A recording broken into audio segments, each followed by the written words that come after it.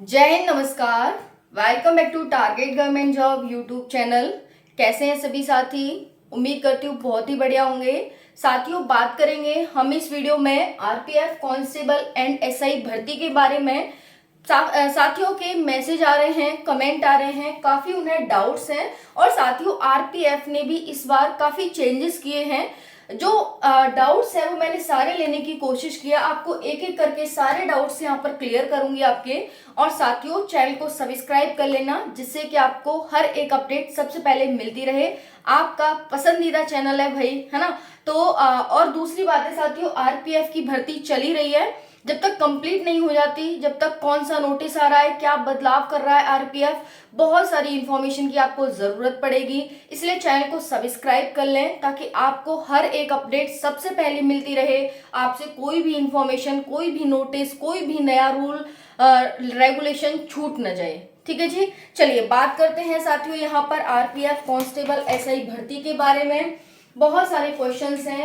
नए नियम साथियों, इस बार कुछ नए नियम लागू किए हैं। आरआरबी इसका एग्जाम कंडक्ट कराएगा। तो साथियों, आरआरबी के द्वारा नए नियम कुछ आए हैं, नया नोटिस जारी हुआ है। इसका एग्जाम कब तक हो सकता है साथियों? फॉर्म तो भर गए, फॉर्म भरने के बाद काफी साथियों के मैसेज आए कि इसकी डेट एक्सटेंड करा दो। साथियों, ऑलरेडी ये 1 महीने तक फॉर्म भरे गए थे। अगर ऐसे एक एक बच्चे के ऊपर अगर फॉर्म डेट बढ़ने लगी तो फिर तो कुछ हो नहीं पाएगा। फिर आप कहेंगे वैकेंसी नहीं आ रही, फिर कहेंगे वैकेंसी कंप्लीट नहीं हो रही। तो हर किसी की जो वो हैं उम्मीदें हैं वो फुलफिल नहीं हो सकती। बट हाँ, उन्होंने आपको 1 महीने का टाइम दिया था। मैंने भी आपको बताया था भाई, फॉर्म फिल कर दो, फॉर्म फिल कर दो। पता नहीं आप कौन सी दुनिया में रहते हैं, नहीं, लेकिन नहीं कर पाए तो परेशान ना हो। और भी वैकेंसी आई हुई हैं, उनमें आप अप्लाई कर सकते हैं, है ना। तो चैनल पर आपको वीडियोस मिल जाएंगी, जो भी नई वैकेंसी आई हुई है उसमें आप जा करके देख लें। देखिए यहाँ पर पहला है साथियों रिफंड। जो आपने फॉर्म भरते टाइम जो पैसा दिया था, किसी ने 500, किसी ने 250, वो पैसा कहाँ पर आएगा, तो ये बात करेंगे। नेक्स्ट है पेपर के लिए फ्री यात्रा। जी हाँ साथियों, एक नया रूल यहाँ पर आया है। कहीं हमें ये देखने को नहीं मिलता कि हमें पेपर सरकार के द्वारा ही कराया जा रहा है, यानी मतलब कि हम पेपर देने जा रहे हैं और जो ट्रैवलिंग का पैसा है वो सरकार दे, है ना। लेकिन यहाँ पर आपको ये नया नियम देखने को मिलेगा। नेक्स्ट है एडमिट कार्ड कब तक आएंगे। उसके बाद है स्टेशन पर क्या क्या चेक होगा। अब आपको मतलब जो व्हीकल मिलेगा जिससे आप ट्रैवलिंग करेंगे, वो कौन सा व्हीकल होगा जिससे आप ट्रैवल कर सकते हैं फ्री में, और वहां पर आपका क्या क्या चेक होगा, कौन कौन से डॉक्यूमेंट्स वहां पर रिक्वायर्ड होंगे, और उसके माध्यम से किस तरह से आपका पास बनेगा। और क्या फिजिकल, मेडिकल और एग्जाम तीनों में आप सभी फ्री यात्रा कर सकते हैं, फ्री में जा सकते हैं, या फिर सिर्फ 1-2, या फिर किस किस के लिए अवेलेबल है, हम बात करेंगे। एग्जाम डेट के बारे में बात करेंगे, कंपटीशन क्या रहेगा, सिलेबस और कट ऑफ के बारे में। ध्यान से वीडियो को एंड तक देखना।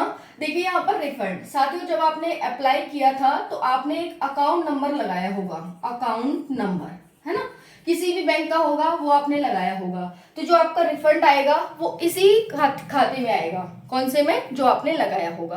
पहली बात क्लियर हो गई। चलिए अब नेक्स्ट है, और ये कब आएगा, तो पेपर जब आपका हो जाएगा उसके बाद आएगा। ठीक है जी। नेक्स्ट है पेपर के लिए फ्री यात्रा। ये मैं अभी आपको बताऊंगी कि साथियों कैसे आपका ये रिफंड वापस आएगा, खुद से ही आ जाएगा या फिर आपको कोई कुछ करना पड़ेगा इसके लिए, तब आएगा, है ना, कोई फॉर्म वगैरह भरना पड़ेगा या फिर कैसे। तो हम ये वाली जो है बताएंगे। पेपर के लिए फ्री यात्रा, तो साथियों आप जो पेपर में जाएंगे, फिजिकल में जाएंगे, मेडिकल में जाएंगे, तीनों के लिए आपको फ्री कुछ नहीं देना है। ये किस किस के लिए लागू होगा वो भी मैं आपको बताऊंगी। तो ये सिर्फ साथियों SC ST वाले बच्चों के लिए लागू होगा रूल, ठीक है। ट्रेन स्लीपर कोच, जी हाँ साथियों, ट्रेन में स्लीपर कोच आपको मिलेगा। ट्रेन से आपकी यात्रा होगी, आप ट्रेन से यात्रा करेंगे। एग्जाम, फिजिकल और मेडिकल, जी हाँ साथियों, पहले आपका मतलब एग्जाम, फिजिकल और मेडिकल तीनों के लिए ये सुविधा आपकी अवेलेबल रहेगी। नेक्स्ट है एडमिट कार्ड कब तक आएगा। जी हाँ साथियों, एडमिट कार्ड आपका कब तक आएगा, जो कि जब आपका पेपर होगा उससे पहले एडमिट कार्ड आएगा। तो अभी इस क्वेश्चन को होल्ड करते हैं, बताएंगे अभी। नेक्स्ट है स्टेशन पर आप जाएंगे, ट्रेन स्टेशन पर, तो क्या क्या चेक होगा। तो देखो आपके जो डॉक्यूमेंट्स है वो यहाँ लिख लेना। आपके पास आधार कार्ड होना चाहिए, आधार कार्ड, उसके बाद आपके पास जो आपकी जाति है वो होना चाहिए, जाति प्रमाण पत्र होना चाहिए, जाति प्रमाण पत्र होना चाहिए, है ना। आधार कार्ड हो गया, आपके पास एडमिट कार्ड होना चाहिए, एडमिट कार्ड जो आपका आएगा फिजिकल मेडिकल इनके लिए तो आपकी वो होना चाहिए, और फोटो होने चाहिए। इतना जब आपके पास होगा तो फिर वो आपकी एक आईडी बना देंगे जिसे हम पास भी कह सकते हैं, फिर उसके माध्यम से आप ये ट्रैवलिंग कर सकते हैं। और साथियों इसका जो नोटिस है, देखो जो भी आरआरबी का आरआरबी का और आरपीएफ का जितना भी आपके पास कोई मैसेज आएगा वो आपके फोन पर और मेल पर दोनों पर आएगा, इसीलिए वही मेल आप अपने पास रखना जो आपने एग्जाम में लगाई है, यानी फॉर्म भरते टाइम लगाई है। ऐसा नहीं है कि भाई किसी और की लगा दी, अब वो बंदा आपको बता ही नहीं रहा भाई ये हो रहा है वो हो रहा है, ऐसा मत करना, ठीक है ना। तो जो आपने एग्जाम में मेल डाली है, मान के चलो आपने किसी और की लगा दी, अब भाई वो तो उसके पास फोन है, अब वो आपको बता ही नहीं रहा कि भाई ये मैसेज आया है, ये मैसेज आया है, ये मेल आई है, तो आप तो यहाँ बैठे हैं कि भाई मुझे तो सारी जानकारी, अभी तो कुछ ऐसा हुआ ही नहीं है ना, इसी भ्रम में बैठे हैं। तो ये मत करना, जो भी आपने आईडी लगाई है, जो भी फोन नंबर डाला है उसे आप अपने पास रखना, क्योंकि एग्जाम में ज्यादा टाइम नहीं है। ओके, फिर बात करेंगे एग्जाम डेट की, उससे पहले हम थोड़ा सिलेबस देख लेते हैं। 120 क्वेश्चन है साथियों, 120 क्वेश्चन, 120 मार्क्स, 1/3 की नेगेटिव मार्किंग है और 90 मिनट की टाइमिंग रहेगी, ठीक है जी। 120 क्वेश्चन, 120 मार्क्स, चाहे एसआई हो और चाहे फिर कांस्टेबल हो। उसके बाद क्या क्या आएगा, तो साथियों आपकी जीएस आएगी, जीके जीएस, जिसकी रोज रात 9 बजे इसी चैनल पर क्लास चलती है। फिर आपकी हिंदी आएगी और जीके सॉरी हिंदी नहीं है, जीके जीएस आ गया, मैथ हो गया और रीजनिंग, ठीक है, मैथ और रीजनिंग।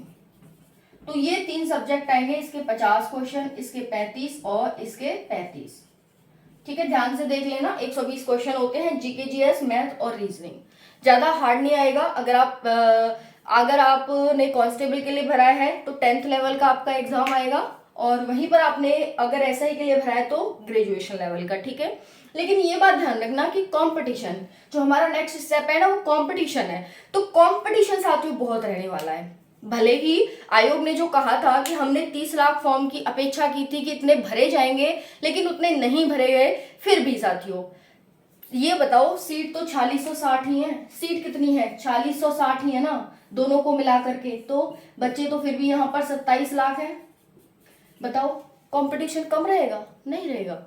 दूसरा है, इसमें यूपीएससी वाला ही बच्चा फॉर्म भरा है, इसमें स्टेट पीसीएस वाला ही भरा है, इसमें एसएससी सीजीएल सीएचएसएल एमटीएस वाले बच्चे भी फॉर्म भरे हैं, ठीक है जी।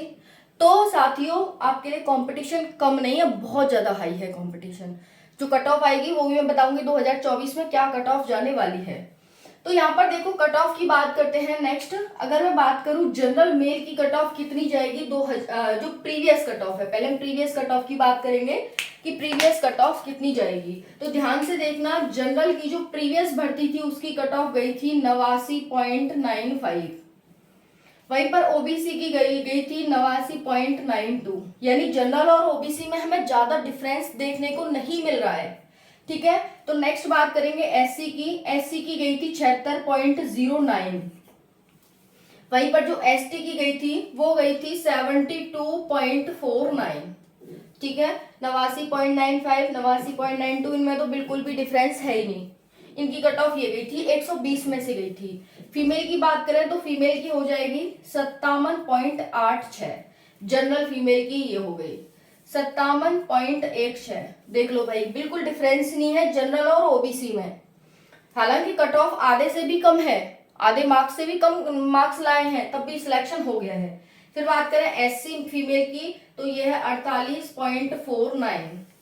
फिर एसटी की बात करें तो एसटी की हो जाएगी 50 पॉइंट, इनकी थोड़ी ज्यादा गई है क्योंकि सीट का भी फर्क पड़ जाता है साथियों, सीट कितनी है तो सीट के अकॉर्डिंग यहाँ पर ये कट ऑफ हो जाती है प्रीवियस कट ऑफ जो 2017-18 की थी, ठीक है। उसके बाद हम बात करें यहाँ पर इस बार क्या रहने वाली है, तो इस बार की जरा ध्यान से देखना साथियों, बहुत ज्यादा इंपॉर्टेंट रहेगी इस बार की। अगर आपको पता चल जाए तो 95 से 100 के बीच आपको मार्क्स अपने रखने हैं जनरल, इस बार 95 से 100। वहीं पर सेम यहाँ पर ओबीसी 95 से 100 के बीच मार्क्स रखेंगे। अगर एससी की बात करूं तो 85 प्लस मार्क्स होने चाहिए इस बार आपके, एसटी की बात करूं तो 82 प्लस मार्क्स होने चाहिए। ये इस बार के मार्क्स है आपके 2024 के। फीमेल की बात करते हैं तो यहाँ पर 65 प्लस फीमेल के होने चाहिए। ओबीसी फीमेल 65 प्लस, फिर उसके बाद एससी के हैं 55 से 60, और एसटी की बात करें तो ये हो जाएंगे 60 से 65। ठीक है जी, ये आपकी हो गई कट ऑफ। ये है प्रीवियस ईयर कट ऑफ और ये है 2024 की कट ऑफ। इसको ध्यान में रखकर साथियों आप तैयारी करें।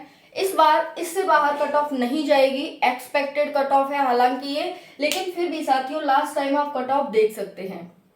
ओके, और दूसरा है साथियों यहाँ पर एग्जाम डेट क्या है, तो एग्जाम डेट के बारे में भी यहाँ पर देख लेंगे। आप सभी के जो एडमिट कार्ड हैं वो आपके अक्टूबर में देखने को मिल सकते हैं, नहीं आपको अक्टूबर में आपके एडमिट कार्ड आ जाएंगे। और वहीं पर जो परीक्षा है वो हो सकता है लास्ट अक्टूबर से नवंबर के बीच आपकी करा ली जाए, यानी अक्टूबर में कभी भी आपके एडमिट कार्ड जारी हो सकते हैं और अक्टूबर से नवंबर के बीच आपका एग्जाम हो सकता है।